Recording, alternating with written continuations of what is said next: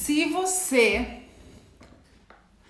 você não assistiu a live de Ruth, tá lá no YouTube, eu te recomendo fortemente você assistir para que essa faça mais sentido. Se você não assistiu a de Ruth, essa pode ficar um pouco perdida, porque eu não vou entrar nos detalhes da história de Ruth, certo? Então, se você já assistiu a de Ruth, vai fazer sentido. Se você não assistiu a de Ruth, vale a pena, ela tá lá no YouTube também, certo? Então, a nossa mulher da Bíblia de hoje é... eu esqueci de fixar o comentário. Pronto, agora vai ficar ali.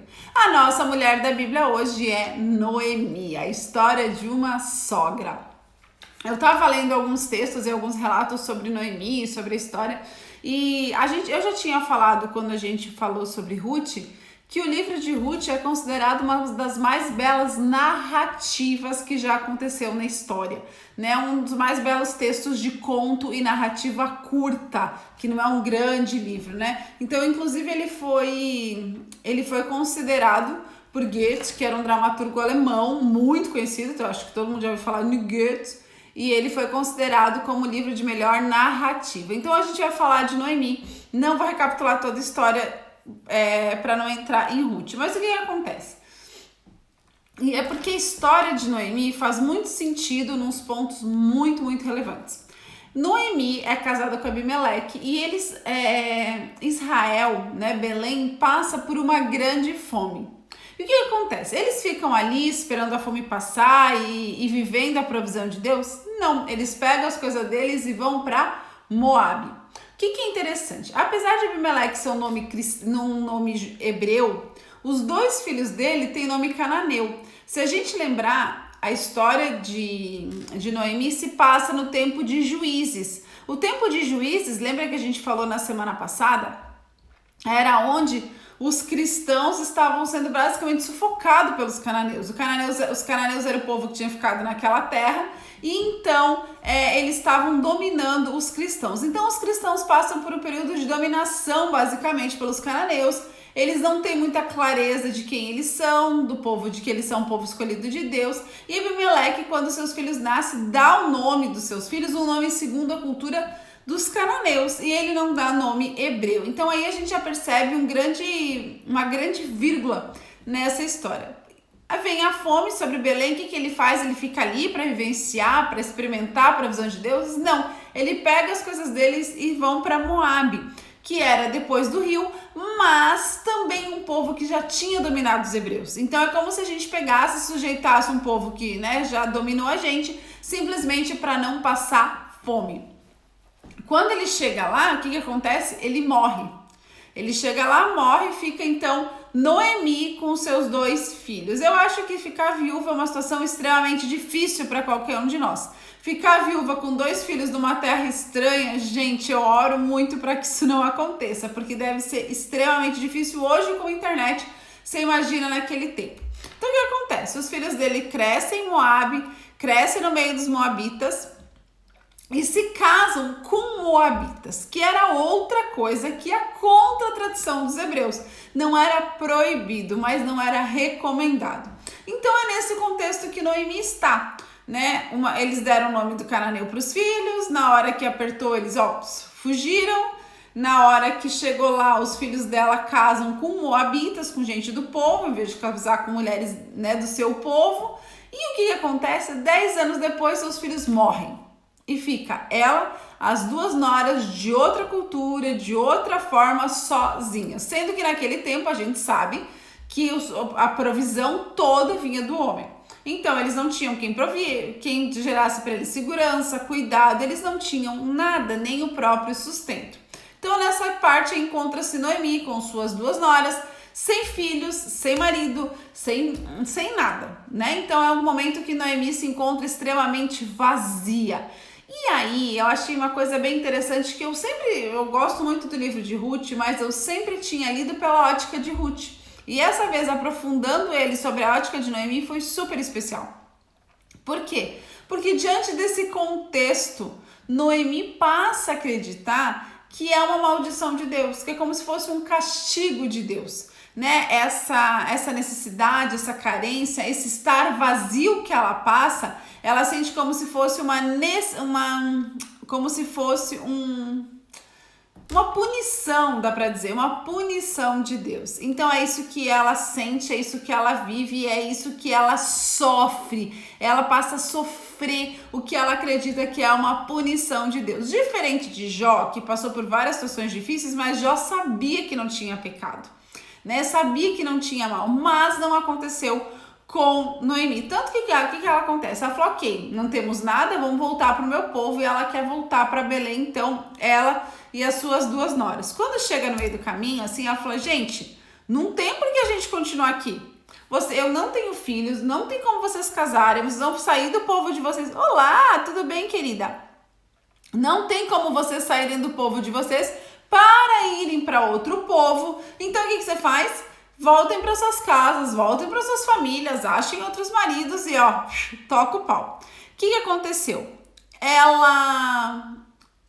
Ruth fala, não, eu não vou deixar a senhora aqui, não vou abandonar, eu vou ficar aqui com você. E Ruth então permanece com Noemi. E ela acaba sendo uma resposta de Deus para o cuidado com Noemi, porque Noemi já era idosa, sem filho, sem marido, sem capacidade de se sustentar. Então ela era uma pessoa sozinha no mundo. Na época não tinha nem asilo, né? Então o que acontece? Ruth olha para ela e fala, não vou deixar você aqui sozinha. Então Ruth passa a ser uma provisão de Deus na vida de Noemi. Mas o que eu quero que fique bem claro, Noemi passava por uma situação de grande sofrimento, né? Tinha perdido o marido, anos depois dos filhos, ela era uma senhora idosa, não tinha quem a provisse, né? Ela era uma senhora idosa, sem nada, perdida no mundo. Então esse era o contexto que Noemi se encontrava diante da história de Ruth. O que acontece com Noemi? Quando Noemi chega de volta, o nome Noemi significa amável. Quando Noemi volta, as pessoas que dizem, não é essa Noemi, bem-vinda, amável. Ela falou, não me chamam mais Noemi. Quero que me chamem de Mara, que significa amarga. Então Noemi estava tão inquieta, estava tão saturada, estava tão revoltada com Deus, porque ela entendia que aquilo era um castigo de Deus, que ela perde então a amabilidade e ela quer ser chamada de uma mulher amarga. Gente, isso é muito forte, sabe por quê? E agora eu quero que a gente reflita sobre a vida de Noemi diante dessa história que eu contei rapidamente, está lá no capítulo 1 e 2, principalmente do livro de Ruth. Por que eu quero que a gente reflita? Eu quero te perguntar algumas coisas que a gente precisa aprender com Noemi. Diante de uma situação de sofrimento, de uma situação onde a gente é levada a se esvaziar, digamos assim, né? Um luto muito profundo, a perda de alguém, ou às vezes até mesmo a perda do sustento, a perda de um emprego. Como é que a gente tem reagido? Será que a gente conhece Deus tão profundamente para saber que é dele que vem a nossa provisão, o nosso sustento, o nosso cuidado, ou a gente acha que a gente é punido por Deus? Porque quando a gente tem a convicção de que a gente é punido por Deus, Deus passa a ser pra gente um Deus punidor. E ele não é um Deus que pune, né? Ele é um Deus que ensina, mas ele não é um Deus que castiga.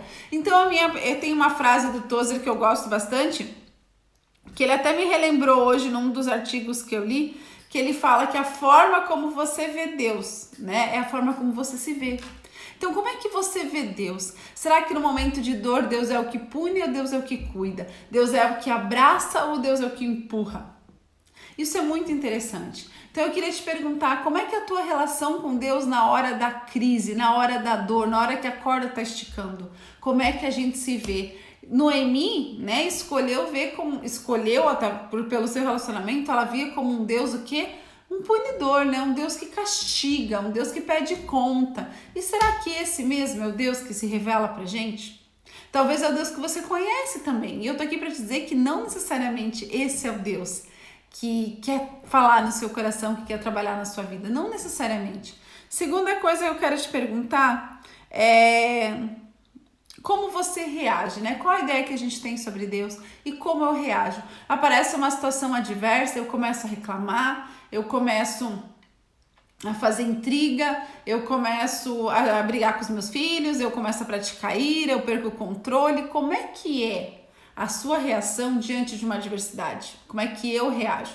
Como é que eu enxergo Deus na minha diversidade? E por último, mas não menos importante, como eu tenho visto a soberania de Deus sobre a minha vida, né? Será que eu tenho visto que tudo é porque Deus quer? Ou eu entendo que é a vontade permissiva de Deus, né? Eu sempre digo que tem muita coisa que acontece nesse mundo. Eu tava até falando com uma amiga minha, né? Ela tem uma história de divórcio e ela falou, porque era Deus, da vontade de Deus. Eu falei, não acredito que seja da vontade de Deus que um divórcio aconteça.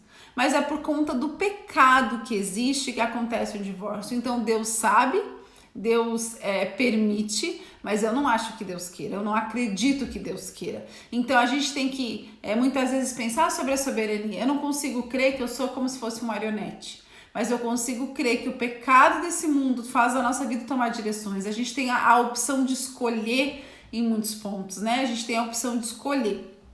Não é para entrar no legado teológico aqui, mas a questão é o seguinte: como você tem vivido a soberania de Deus? Quando a gente tem a ideia que a gente tem sim uma ação, a gente não fica esperando as coisas acontecer, né? A gente vai lá, a gente entrega. E na hora da dor, como tá a tua entrega a Deus? Como é que tu tem se derramado diante de Deus e pedido para Deus cuidar do teu coração, da tua situação? Talvez o coronavírus, talvez você tá aí ainda parada por conta de uma doença que ela é séria sim, mas nada vai acontecer que não seja baseado naquilo que Deus permitiu através da sua bondade. Eu não acho que Deus quis que o coronavírus parasse o mundo, mas eu sei que nada que acontece sai do controle dele, né? Sai da vontade permissiva dele. Então eu quero te desafiar a pensar nesses 3 pontos. Como eu tenho reagido na hora de dor? Como é o Deus que eu conheço? E como eu encaro a soberania de Deus? São coisas que a gente aprende com Noemi, né? Não foi o melhor exemplo nesse ponto, mas mesmo assim, Deus deu a Noemi um novo neto, que foi conhecido como seu filho.